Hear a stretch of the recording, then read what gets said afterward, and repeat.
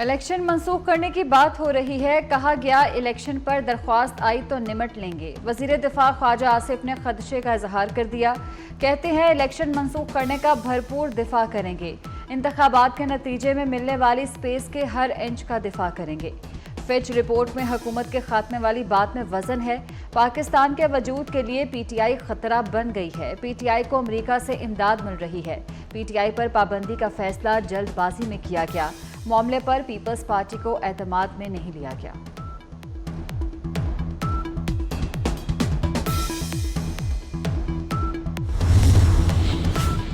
कोई भी इंतशारी पार्टी मजीद नहीं चल सकती। पीटीआई ने इदारों के खिलाफ नारेबाजी की, अब बुलडोजर चलेगा। सेनेटर फैसल वाडा का दावा। कहते हैं जैसे एमक्यूएम थी वैसे ही पीटीआई हो जाएगी। हुकूमत मखसूस नशिस्तों के अदालती फैसले पर अमल नहीं करेगी। आइन से आगे जाकर पीटीआई को रिलीफ दिया गया है। हम नहीं समझते इससे कौम की फलाह होगी, इससे और ही बदएतमादी बढ़ेगी आज़ाद अदलिया पे। ये इडहाकिज़म आज़ाद अदलिया के लिए मोज़र है। मेहरबानी करे, इससे इज्तनाब करे। ये वक्त ऐसे डिसीजन लेने का नहीं है। एडहॉक जजेस के तकर्रुर से पहले सियासी माहौल गर्म। पीटीआई ने सुप्रीम कोर्ट में एडहॉक जज लगाने की मुखालफत कर दी। जुडिशल कमीशन से रजू करने का ऐलान। चेयरमैन पीटीआई बैरिस्टर गोहर बोले एडहॉक जज लगाना बदनीयती है। इस इकदाम से बदएतमादी बढ़ेगी। उमर अयूब ने कहा कि एडहॉक जज लगाना दरअसल हम ख्याल जज लगाना है। इससे 56,000 केस खत्म नहीं होंगे। पीटीआई ने मखसूस नशिस्तों का नोटिफिकेशन फौरी जारी करने का मुतालबा भी कर दिया।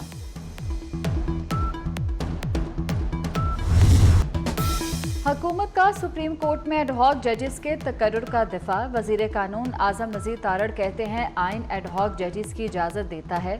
एडहॉक जज चीफ जस्टिस नहीं जुडिशल कमीशन लगाएगी। नजर सानी का केस एडहॉक जजेस को नहीं सुनना। नजर सानी का केस वही 13 जज सुनेंगे। 8 जजेस ने आइन को रीराइट किया। एक जमात को मजबूत होने का मौका दिया गया। असम्बलियाँ तहलील करना गैर आईनी इकदाम था। आर्टिकल 6 पर पार्लियामेंट में बहस हो सकती है। पाकिस्तान बार काउंसिल ने अपना वजन हुकूमती पलड़े में डाल दिया। एडहॉक जजेस के तकर्रुर की खुलकर हिमायत कर दी। पाकिस्तान बार काउंसिल का हुकूमत से नई आईनी अदालत कायम करने का भी मुतालबा। एलामिया में कहा कि आईनी अदालत सिर्फ सियासी और आईनी मुकदमात सुने। अलग अदालत बनने से सुप्रीम कोर्ट का वक्त ज़ाया नहीं होगा। आईनी अदालत ना होने से आम साइरीन के मुकदमात नहीं सुने जाते।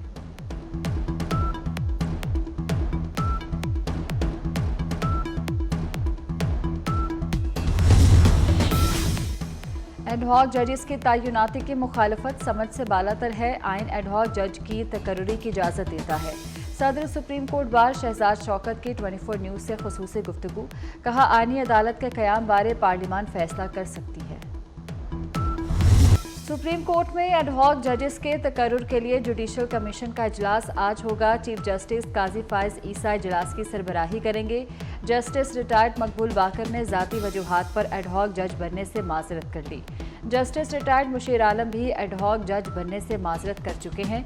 जस्टिस रिटायर्ड सरदार तारिक मसूद और जस्टिस रिटायर्ड मजहर आलम ने रजामंदी जाहिर की थी।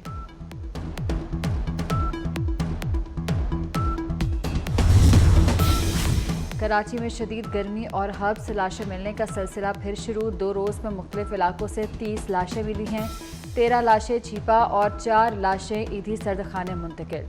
शहर कायद में 37 डिग्री की गर्मी 46 डिग्री महसूस की गई। पीटीआई को मखसूस नशिस्तें देनी है या नहीं। इलेक्शन कमीशन का इजलास बगैर नतीजा खत्म हो गया। इलेक्शन कमीशन का मुशावरत जारी रखने का फैसला। Chief election commissioner Sikandar Sultan Raja की सरबराही में आज फिर इजलास होगा। सुप्रीम कोर्ट ने सुन्नी इत्तेहाद काउंसिल की दरख्वास्त पर पीटीआई को मखसूस नशिस्तें देने का हुक्म दिया था।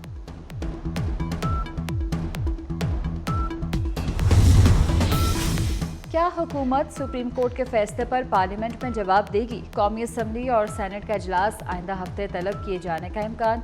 नून लीग मखसूस नशिस्तों के फैसले पर सुप्रीम कोर्ट भी चली गई। रजिस्ट्रार ऑफिस ने नजरसानी दरख्वास्त को नंबर अलॉट कर दिया। नून लीग के अलावा किसी फरीक ने दरख्वास्त दायर नहीं की।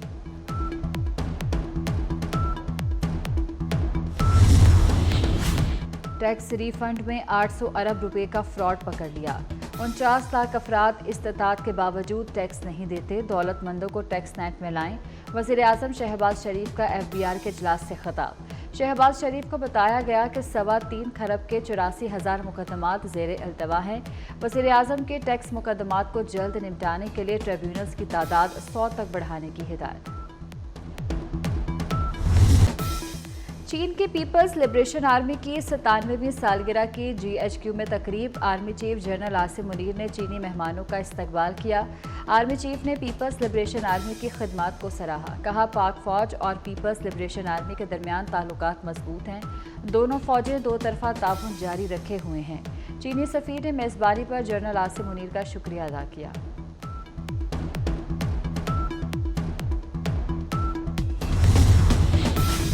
बानी PTI और बुशरा बीबी ने नए तोशाखाना केस में गिरफ्तारी चैलेंज कर दी। नैब के एक्शन के खिलाफ इस्लामाबाद हाई कोर्ट से रजू कर लिया। मौक़िफ़ इख्तियार किया कि नए रेफरेंस में गिरफ्तारी गैर कानूनी है। नैब टीम ने आज भी बानी PTI और बुशरा बीबी से तफ्तीश की। 8 रोज़ा रिमांड में चौथी बार तफ्तीश की गई।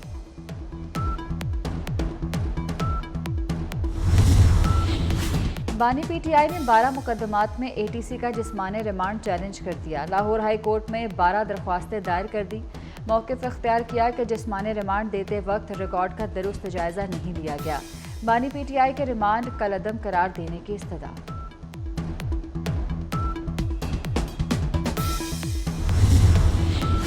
सनम जावेद की रिहाई की दरख्वास्त निपटा दी गई। सनम नामुनासिब ज़बान इस्तेमाल करती हैं, नामुनासिब गुफ्तगू ना होने की गारंटी दें। जस्टिस मियां गुल हसन औरंगजेब का वकील से मुकालमा। वकील सनम जावेद ने यकीन दहानी कराई कि आइंदा ऐसी गुफ्तगू नहीं होगी। सनम जावेद को मजीद किसी मुकदमे में गिरफ्तार नहीं किया जाएगा। अटॉर्नी जनरल का अदालत में बयान।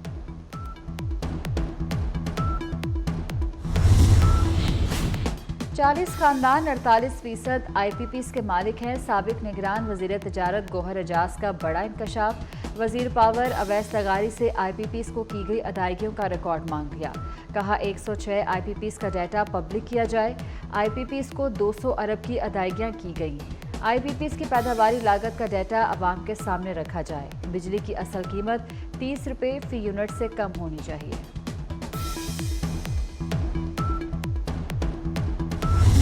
इस साल आपने अपने बजट में 1700 अरब रुपए रखे हैं इन पावर कंपनीज और SOEs को देने के लिए।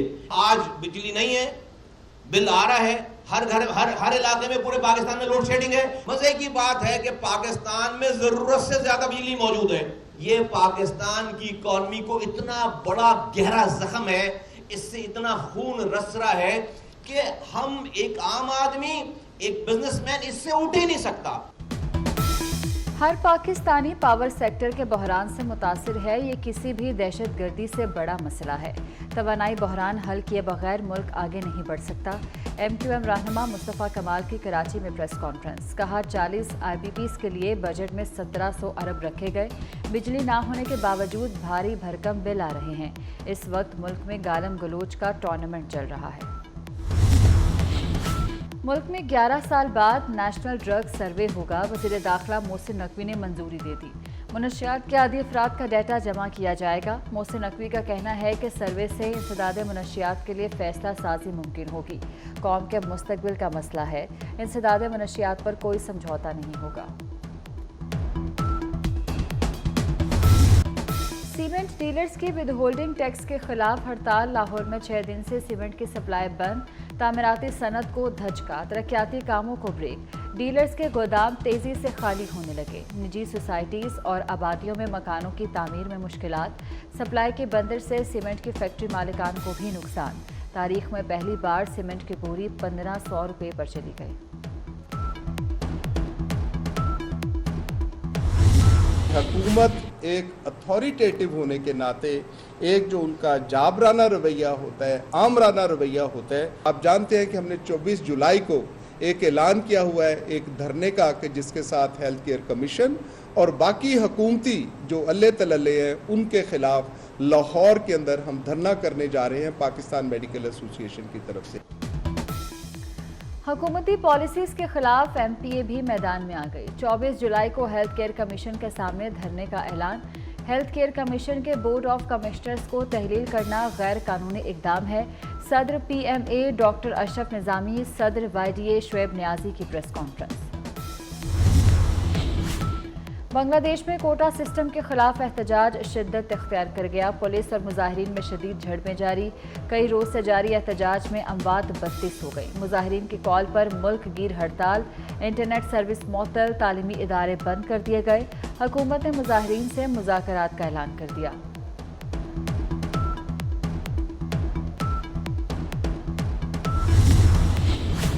तिब्बी मसाइल पेचीदा हुए तो सदारती दौड़ से निकल सकता हूँ। अमरीकी सदर जो बाइडन ने सदारती इंतखाब की दौड़ से बाहर होने का इशारा दे दिया। जो बाइडन कोरोना में मुब्तला हो गए, वैक्सीन लगा दी गई। 81 साला सदर पर सदारती दौड़ से निकलने का दबाव है। इसराइल की दहशतगर्दी जारी। 24 घंटे में 90 से ज़ायद फ़लस्तीनी शहीद हो गए। इसराइल ने 10 रोज़ में अक़वाम मुत्तहिदा के 8 पनाह गज़ीन स्कूलों को निशाना बनाया। मिस्र और कतर की सालिसी में गजा के जंग बंदी मुआहदे की कोशिशें। अमेरिका ने इमदाद की रसाई के लिए गजा के साहिल पर आर्जी बंदरगाह खत्म कर दी।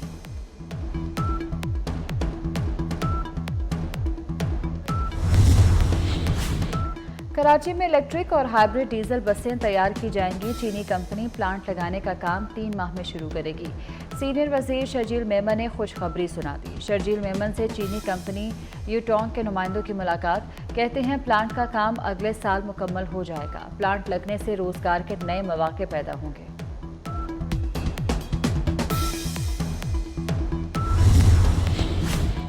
लाहौर को सियाहत का हब बनाने की तैयारियां। पीएचए शहर में जदीद फन लैंड्स की तामीर करेगी। ग्रेटर इकबाल पार्क और जलानी बाग में शहरियों के लिए जदीद फन लैंड्स बनाए जाएंगे। डीजी ताहिर वटो ने फन लैंड्स बनाने के प्लान की मंजूरी दे दी।